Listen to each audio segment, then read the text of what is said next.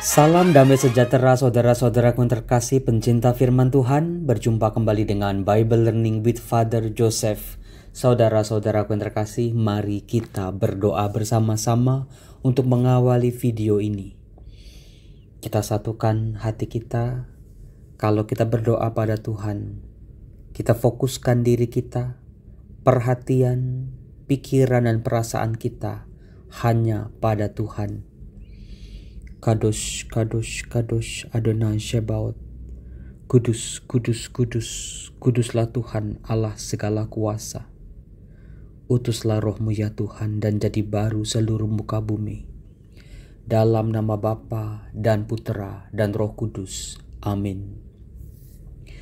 Ya Tuhan, siapakah Allah seperti Engkau yang mengampuni dosa dan yang memaafkan pelanggaran dari sisa-sisa miliknya sendiri, yang tidak bertahan dalam murkanya untuk seterusnya, melainkan berkenan kepada kasih setia.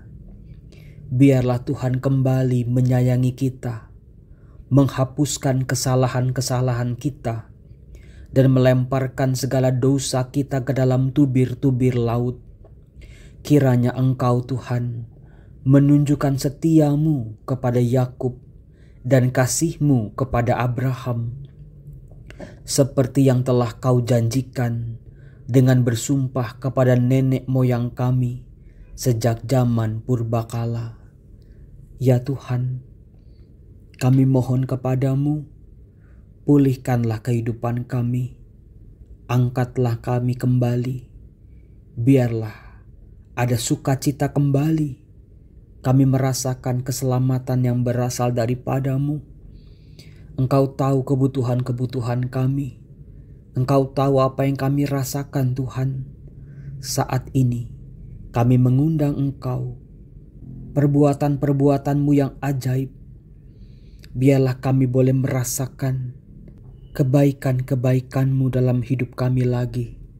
Dalam nama Yesus, kuasa di atas segalanya, Bapa dan Putera dan Roh Kudus. Amin.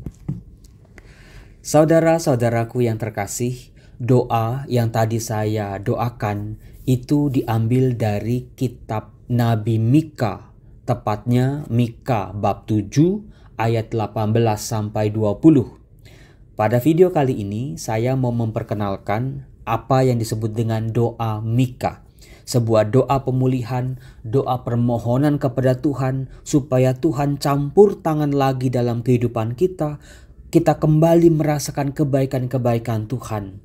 Nah, saudara-saudara, meskipun namanya Mika dan juga di Indonesia ada artis cantik namanya Mikha Tambayong, tapi Nabi Mika ini laki-laki. Dia hidup sekitar tahun 800 sebelum Yesus lahir. Nabi Mika ini hidup sejaman dengan Nabi Amos. Anda pasti tahu ya Nabi Amos, Nabi Hosea, dan juga Nabi Yesaya. Keempat nabi ini seringkali disebut sebagai nabi sebelum pembuangan. Patokannya itu gampang. Tahun 587 sebelum Yesus lahir, orang-orang Israel dibuang ke Babel. Nah, kalau patokannya itu berarti nabi-nabi yang berkarya sebelum Israel dibuang ke Babel disebut nabi sebelum pembuangan. Sementara nabi-nabi yang berkarya pada saat Israel dibuang atau setelah kembali dari pembuangan disebut nabi-nabi setelah pembuangan. Nah, saudara-saudaraku yang terkasih, kita bisa bertanya, mengapa Nabi Mika berdoa seperti itu? Dia mengharapkan Tuhan mengampuni dosa-dosa Israel. Dia mengharapkan belas kasih Allah untuk umat Israel. Dia akan memohon Allah akan membuang dosa-dosa umatnya ke tubir-tubir laut dan menurunkan kembali kasih kesetiaannya. Saudara-saudaraku yang terkasih, yang namanya nabi-nabi sebelum pembuangan itu mengalami keadaan yang kurang lebih sama, yaitu keadaan di mana orang-orang Israel hidup dalam dosa berat. Dosa yang seperti apa yang dilakukan oleh orang-orang Israel sebelum pembuangan? Jadi ceritanya begini. Setelah orang Israel dibebaskan oleh Allah dari perbudakan Mesir, kita semua tahu mereka dibebaskan dari perbudakan Firaun, lalu juga ditemani oleh Allah, ditopang oleh aneka macam keajaiban di padang gurun, kemudian mereka memasuki tanah terjanji. Pada saat itu mereka dipimpin oleh Yosua. Setelah Yosua meninggal, mereka dipimpin oleh hakim-hakim. Setelah hakim-hakim meninggal dan juga mereka merasa kayaknya kalau pemimpin mereka cuman hakim, kayaknya kok nggak bisa bersaing dengan bangsa-bangsa lain. Pada saat itulah mereka meminta raja. Nah, apakah Anda ingat siapa 3 raja pertama orang Israel? Silakan tulis di kolom komen tanpa saya sebut lebih dahulu. Ayo tulis dari sekarang. Ayo. Siapa ya Romo ya? 3 raja pertama orang Israel. Ingat Romo, yang pertama Raja Saul, yang kedua Raja Daud, yang ketiga Raja Salomo. Nah saudaraku, kerajaan Israel mengalami puncak kejayaan itu di zaman Raja Daud. Kemudian diwarisi kepada anaknya namanya Salomo. Tetapi sayangnya saudara-saudaraku yang terkasih, masa kejayaan mereka penuh dengan berkat, mereka betul-betul mengalami janji Allah menjadi ya dan amin. Tanah yang subur, bait Allah, tanda Allah hadir di tengah-tengah mereka, raja-raja mereka yang hebat.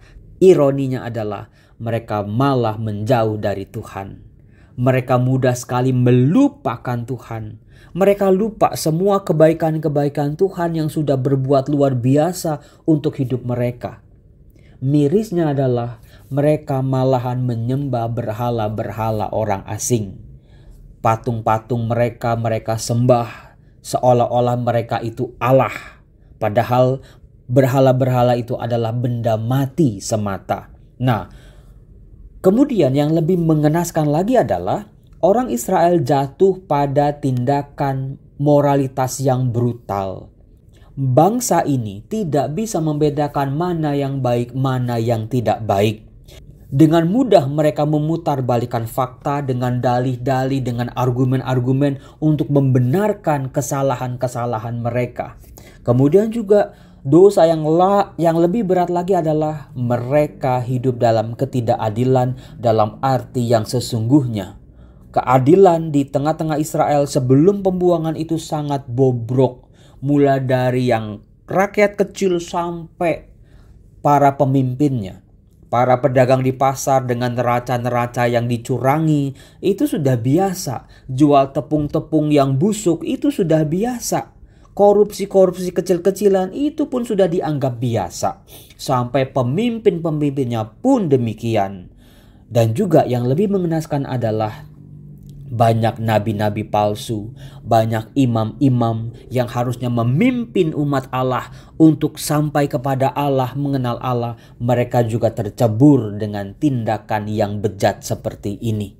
Saudara-saudaraku yang terkasih, kebobrokan dialami oleh bangsa Israel sudah sangat mendarah daging. Korupsi di mana-mana, orang-orang miskin semakin tertindas, orang-orang kaya hidup dalam kemewahan. Ternyata dari sini kita bisa belajar saudara-saudara bahwa apa yang terjadi di tengah umat Allah 2500 tahun yang lalu terjadi kembali, masih terus terjadi sampai di zaman kita. Seolah-olah manusia tidak pernah belajar dari kesalahannya. Nah, saudara-saudara, berhadapan dengan umatnya yang hidup dalam ketidakadilan, berhadapan dengan umatnya yang menjauh dari Allah, merusak perjanjian dengan Allah, hidup dalam kemaksiatan bahkan, mulai dari rajanya, imamnya, nabinya, sampai rakyatnya. Allah melakukan apa? Jadi saudara-saudara, di masa kekacauan itu, Allah sering sekali mengirimkan nabi-nabinya. Untuk apa? Untuk mengingatkan umat yang sedang lupa daratan ini. Berulang kali dengan berbagai macam cara. Mulai dari yang halus sampai yang keras. Mulai dari sebuah hiburan akan keselamatan. Dengan janji-janji Allah diingatkan kembali. Kebaikan-kebaikan Allah diingatkan kembali di tengah-tengah umatnya. Sampai pada penghukuman, yaitu pembuangan. Tetapi saudara-saudaraku yang terkasih, luar biasa kasih Allah. Allah sebagai pihak yang disakiti, Allah sebagai pihak yang dirugikan, yang dilukai oleh bangsanya sendiri. Tetapi kita bisa belajar saudara-saudara, apa yang dilakukan oleh Allah untuk bangsanya ini. Ketika umat Israel jatuh dalam dosa, tidak bisa membedakan mana yang baik, mana yang tidak baik, mana yang benar, mana yang salah. Mereka berkubang dengan kesalahan mereka. Yang dilakukan oleh Allah adalah mengajak mereka berbicara. Allah berkomunikasi dengan mereka. Allah melancarkan pertanyaan demi pertanyaan. Untuk apa? Untuk menyadarkan umatnya kembali. Allah dalam Mika bab 6 berkata seperti ini. Umatku, apakah yang telah kulakukan kepadamu? Dengan apakah engkau telah kulelahkan? Jawablah aku. Sebab aku telah menuntun engkau keluar dari Mesir dan telah membebaskan engkau dari rumah perbudakan. Di ayat 8 Allah menggarisbawahi apa yang dikehendaki oleh Allah untuk bangsa ini. Dikatakan, hai manusia, telah diberitahukan kepadamu apa yang baik, dan apakah yang dituntut Tuhan daripadamu, selain berlaku adil, mencintai kesetiaan, dan hidup dengan rendah hati di hadapan Allahmu. Saudara-saudaraku yang terkasih, dari kitab Mika ini kita bisa belajar saudaraku sebetulnya. Ketika kita dalam keterpurukan, kita sedang nggak tahu lagi arah hidup kita bagaimana, atau kita sedang hidup dalam dosa berat, kita merasakan tidak bahagia. Masuk dalam kamarmu, berdoalah kepada Tuhan, bukan kita yang berbicara, tetapi biarlah Allah yang berbicara kepada kita. Buka telinga kita lebar-lebar, dengarlah Allah yang berbicara. Anakku, apa yang telah aku lakukan kepadamu? Dengan apakah engkau telah kulelahkan? Kalau kita bertanya pada Tuhan, Tuhan apa yang harus aku lakukan saat ini dalam keterpurukanku, dalam ketidakbahagiaanku? Ingatlah Allah berseru melalui Nabi Mika di ayat 8 tadi. Aku menghendaki kamu untuk berlaku adil, mencintai kesetiaan, dan hidup dengan rendah hati di hadapan Allah. Saudara-saudaraku yang terkasih, dalam doa-doamu biarlah Allah berbicara dan kita yang mendengarkan. Apa yang dikatakan Allah tentang diri kita, tentang perbuatan-perbuatan Allah kepada kita, dan juga koreksi diri kita.